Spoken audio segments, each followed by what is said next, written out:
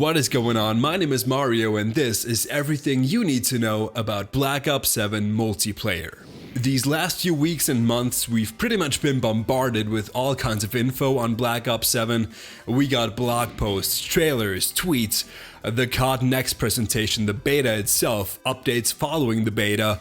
So it can get pretty tough to stay up to date and not miss anything, and that's where I come in. With the launch of BO7 coming up soon, I did look through everything, so I've got you covered, and let's get into it. If you only want to know about certain parts, I've made timestamps for the video, so you can check those out below and maybe skip ahead if you want to. Black Ops 7 is set in 2035, so it's a sequel to Black Ops 2. So as far as the setting of the game goes, you can expect it to be somewhat futuristic, which you can tell by the gameplay and the trailers and all that.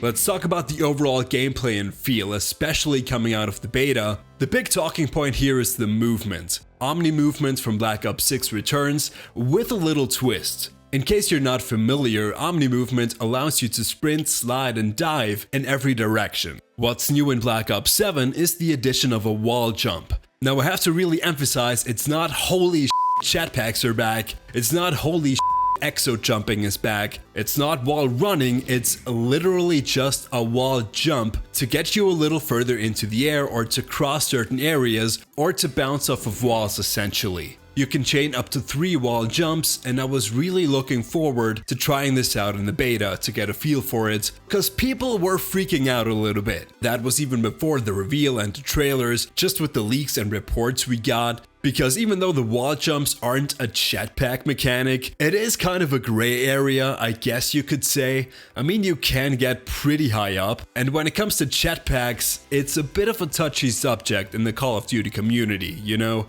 You basically have two groups. You've got the people who really want them back, and you have the people who think it's the worst thing that's ever happened to COD, and they never want to see him again. So obviously that will lead to some discussions. In the beta, it took me some time to get used to it, but it feels really good. In general, the gameplay is really smooth but really fast. The TTK can get pretty fast as well sometimes. Another change for the movement is the removal of tag sprint by default. Depending on how you feel about the tag sprint mechanic, this could be great news to you, or maybe you might not even care that much. Tag sprint is gone by default and the regular sprint speed is now faster. In my very humble opinion, this helps the overall feel of the game immensely. The flow is just so much nicer and smoother, and you might hear me talking about the smoothness quite a bit. But if you're a fan of tag sprints and you really want to use it, there will be a perk for you called Tag Sprinter. It enables tag sprint but reduces normal sprint speed. Possibly the most important thing we need to talk about is skill-based matchmaking, SBMM. Because during the beta, something happened that I honestly didn't think would ever happen. After 6 years of suffering and complaining, they actually listened and removed the extremely strict skill-based matchmaking, well, at least kind of, in the beta. They made a separate playlist called the Open Mosh Pit with classic matchmaking, like back in the good old days before MW 2019, where skill is minimally considered. And I cannot stress it enough just how big of a deal that is and how much fun I was having with it. With strict SBMM, every match more or less feels the same, and you have to be trying super hard like you're in a tournament final every single game, which is just ridiculous, let's be honest. But with that turned off, you finally get a mixed bag of matches. Some you really kick ass, others you're getting stomped. Some other ones are just kind of in the middle, and that's amazing and exactly how it should be. Now that was during the beta, and the beta is intended for them to be able to try things out. The big question now is what they'll do for launch and how they will handle the matchmaking there. And it has been confirmed due to the honestly overwhelming feedback. Not only is the open and classic matchmaking going to be here to stay and going to be the standard for BO7, but they will also remove disbanding lobbies. With that, the two biggest issues that have plagued Call of Duty, at least in my opinion, are gone, and it's genuinely unbelievable. I didn't think we would ever see the day, but here we are. Looking at the maps, we'll get 18 maps at launch, 16 of those maps will be for 6v6, 2 will be for a special 20v20 mode called Skirmish. Taking a closer look at the 6v6 maps, 13 will be completely new and 3 will be remakes from Black Ops 2 maps, Express, Hijacked, and Raid. The map sizes will also range from small to medium to large. 6 of them are playable in the beta, and while my experience with the maps was definitely limited, with the beta only being out for a few days and me only being able to play for a couple hours, I can say that the maps are good for the most part. Once the game is actually out and we get the full experience, it'll be a lot easier to form an opinion, of course, but for now I can definitely tell you that all the BO7 maps are better than almost everything we got in BO6. The maps are well structured, 3 lanes, and just less of a cluster in comparison to BO6, where you could get shot from like 10 different angles. So if they can keep this kind of standard up for all of the maps, paired with some of the goated Black Ops 2 remakes, we'll be in a pretty good spot.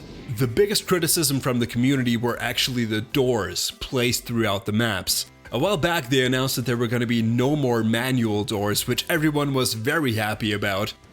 But while, yes, they removed manual doors, we got a bunch of automatic doors that can honestly be just as annoying. But we have to give Treyarch some credit here, because they are really fast to respond to community feedback. They already permanently opened some of those doors or changed how fast they close again. For the 20v20 maps that I mentioned, those maps are essentially sections of one big Avalon Warzone map that's going to be coming out in the future, and you play a mode called Skirmish. It's objective focused and you can use wingsuits, grappling hooks, vehicles, so it's definitely a different feel from the 6v6 mode with a larger scale combat. We'll see how that works once the game comes out.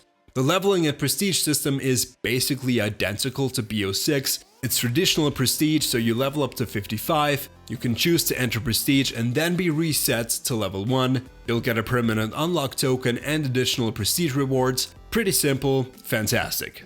Create a class is also set up pretty much the same as in Black Ops 6, with a few little twists. You have your primary, secondary melee, a wildcard, field upgrade, lethal and tactical grenade, 3 perks and a perk specialty, depending on what perks you're running. However, the specialties work a little bit differently in comparison to BO6. In Black Ops 6, you would only get a specialty when running 3 perks of the same category or the same color. Whereas in Black Ops 7, there are hybrid specialties that come into effect when using just 2 perks of the same category, which is a lot less restrictive and gives you a lot more options. A pretty cool new feature is weapon build sharing. We all know what it's like. You look up a weapon build online, if it's a video you'll have to pause it to pick the right attachments. Well, this new build sharing feature should make that a little easier. Every combination of attachments for each weapon has its own unique code that you can share. So instead of looking up and equipping attachments one by one, you can just enter the code for whatever build you want to use. One thing that's worth mentioning for weapons is that weapon prestige is coming back. It's gonna work similar to normal prestiging, where you level your weapon to max level and then you can enter weapon prestige. Your weapon level and unlocked attachments get reset. You can enter weapon prestige a total of 2 times and then work towards weapon prestige master and weapon level 250. You unlock special attachments and special camos as you level up and prestige your weapons. Another new addition to Black Ops 7 MP are Overclocks. Overclocks are basically little upgrades you can add to your equipment, field upgrades and score streaks. In this game you can actually level up your equipment, field upgrades and streaks, and that's how you unlock these overclocks. They can be all kinds of stuff like reduced score to earn a UAV or increased explosive damage for the frag grenade, just to name a few. Speaking of streaks, I think streaks are in a good place. They're strong and rewarding. There are completely new streaks like the Gravemaker, which is really fun. That's like a wallhack sniper you can charge up, or the Rhino, which is an armored robot soldier thing with a minigun. We also get some returning streaks like the VTOL Warship, Harp, or the Swarm from Black Ops 2. That's called the Legion here in Black Ops 7. In general, there's a ton of grinding to do. You have your standard leveling and prestiging, weapon leveling and prestiging. You can level equipment, field upgrades and streaks to unlock overclocks and mastery badges. Of course, we have the famous camo grind as well, which I'm definitely gonna be doing and losing my mind over, with some special camos to unlock. Shattered Gold, Arclight, Tempest, and finally what we're all gonna be working towards, Singularity.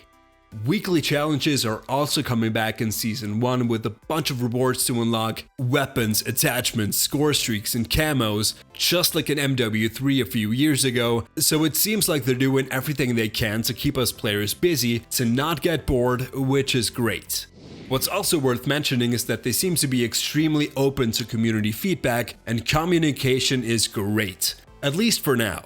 Obviously the matchmaking thing is the big one here, but even from the beta till now, they've changed a bunch of things following feedback, even maps. Things can always change once the game is out, of course, but I do think it's good to know at least.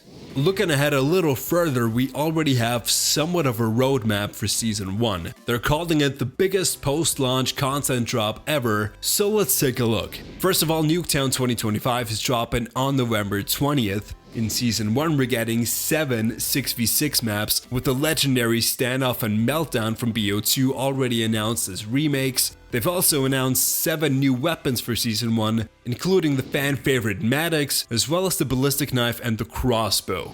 And I think that should honestly cover everything you need to know about Black Ops 7 multiplayer. I did try to keep my opinion out of it for the most part, to just give you the facts, but I'm actually really excited about this release. We all know the COD cycle and how easy it is to kind of get sucked into the marketing spiral and stuff, but BO7 really does look promising. If you absolutely don't like the setting or the movements, I get that that could easily be a problem for some of you, but everything around it looks very promising. There's almost nothing I could objectively criticize. The biggest thing is easily the change to matchmaking, because this one's actually game changing. For the last few years, it's always been a matter of no matter how good the game is, there's always the skill-based matchmaking to ruin the fun, basically, but that's gone now. So at least this time around, the quality of the game can actually speak for itself. No matter how good or bad it ends up being, we'll see. At the least, there's no matchmaking BS messing with anything. And that's still insane to think about after the last 6 years we've had. As far as closing thoughts go, that's about all from me. Let me know what you think down in the comments. Like, subscribe, and as always, take care, stay safe, and I'll see you soon.